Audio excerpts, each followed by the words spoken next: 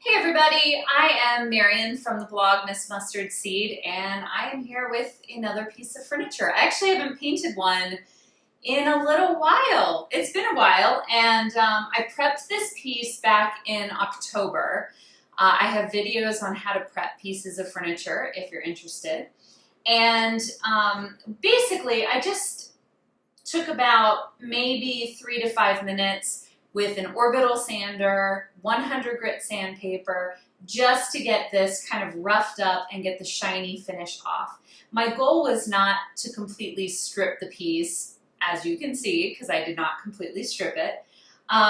Actually though, as I've had the piece sitting around waiting in the garage since October, I had thought this piece would actually look really good sanded all down and maybe even bleached or something cool like that, doing like a liming wax. But I have a client who spoke for this piece and asked me if I would paint it in Miss Mustard Seed's Milk Paint Mora, which Mora is this really soft color.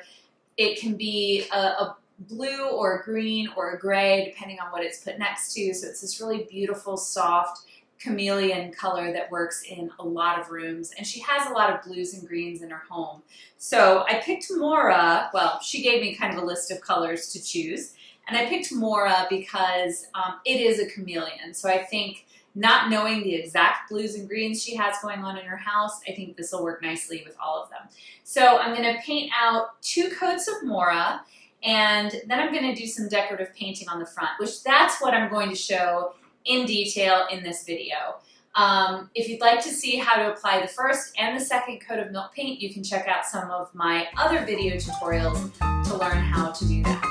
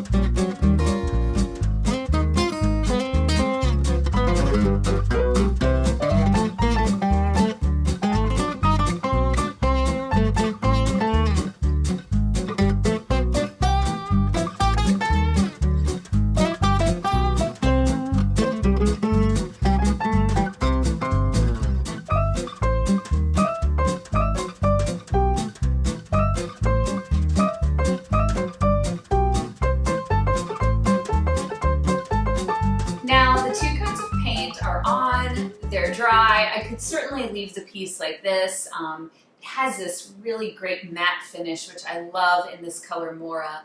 But I'm going to actually put a finish on it, and I'm also going to do a decorative painting motif on it. Now, what I do a lot of is just sort of swirling brush strokes. And one reason why I do that a lot is because it's really quick and easy. So it's just, you know, a good option, especially when you're trying to get a piece done. But I've done a lot of those. So as I'm looking at this piece, I really want to try something that's a little bit new and different. So I'm still going to stay in sort of the simple scrolling motif, but I'm going to try to add in a couple of animals, sort of folk art animals, just for a little bit of whimsy. So the fine line is trying to add those in without it looking overly cutesy. So this is going to be a complete experiment, and we'll just see how it goes. Hopefully it's going to turn out good.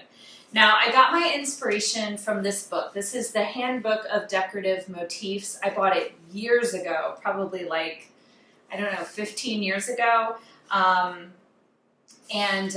It's a fantastic book if you just need inspiration for various decorative motifs. They are based on botanicals, florals, nature, and also based on historic patterns from different cultures. So I use this book quite a lot as a decorative, oops, just dropping stuff. I have no idea what. Oh, I guess maybe, okay. Old inspiration that I'm not going to use anymore. Anyway, I found this.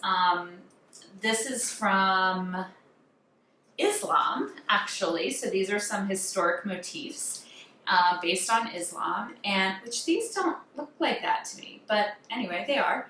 And I really liked this rabbit here, and I liked the bird, and I thought this would be sort of a fun thing to do on a drawer front. So obviously the scale or the ratio of this is off, so I'm going to have to sort of make some of it up on my own, but I'm going to use these as a guide and try that pattern on here. Now I'm going to draw in, this is just a white pastel pencil. You could use white chalk, whatever you want. And the nice thing about that is if I don't like the way it looks, I can just simply wipe it off and try again. So this is a very non-intimidating way to try adding a design to a piece without having to commit to it. So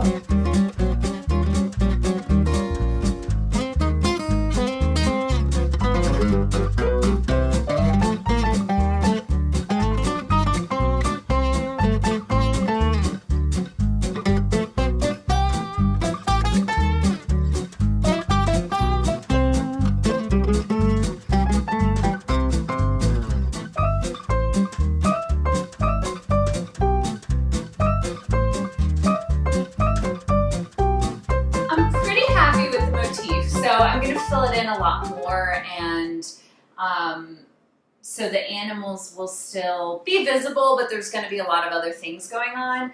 I'm using, it's going to be very tone on tone though, so it'll be really subtle.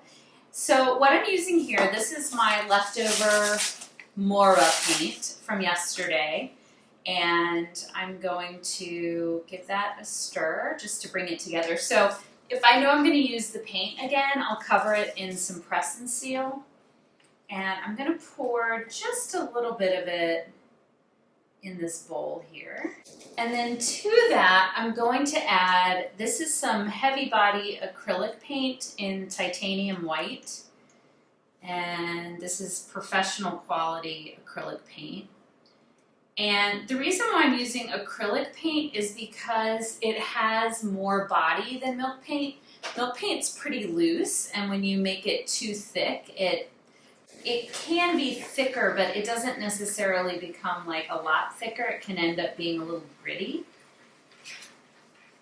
So I'm using acrylic paint so I have some good body. But I'm mixing it in with some of the milk paint Mora because I don't want it to be a really stark white. I want it to be just a lighter variation of the dresser color. And that's what we've got. So I'm going to do the first pass of painting in this, and then I'm going to add some bright white accents. So again, it's kind of tone on tone on tone, variations of Mora then to white. And I'm also going to add just a little bit of this. This is Liquitex Professional Matte Medium, and I'm going to add a little bit of that, and that's just is going to, it's like I'm adding the body with the acrylic paint, but then I do want to loosen it up a little bit. This also keeps it workable because acrylic paint dries pretty quickly. So I've got sort of this nice thick paint to work with. Little too thick though, so I'm going to add just a bit more of the medium. And then I'm going to brush over the chalked design. And to do that, I'm just using some really cheap brushes. This is a filbert brush, which has a rounded top. I've got a couple of wedge brushes or angled brushes that I like to use to make lines, and then I've got a just a like a fine round brush. I was trying to think. It's not a liner because it's not as long, but and there's no name or anything on this, so it's just a very fine little round brush that I can use for little details. Mostly, I think I'm going to use the probably these two, and then I'll use these for little accents. So let me just get going.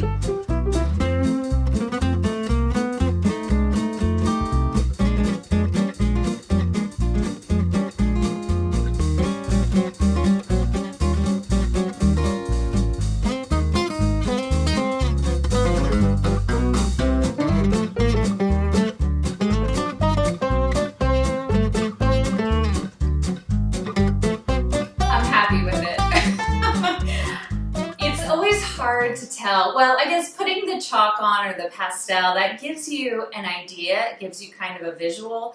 And when I saw that, I thought, I think this is going to work. But once you put the paint on, that's when you can really tell, like, yep, this is successful. So this is just the first coat. This is that mixture of titanium white acrylic paint and the Mora milk paint.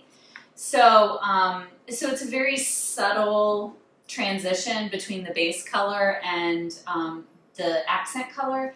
And now I'm going to come in, this is pretty much dry, I'm going to come in with a bright white and add some additional detail and accents. I actually did end up using a larger brush because I didn't want to use like a ton of teeny little brush strokes to fill up the dressers. Or the drawers. I felt like that would look a little bit too busy.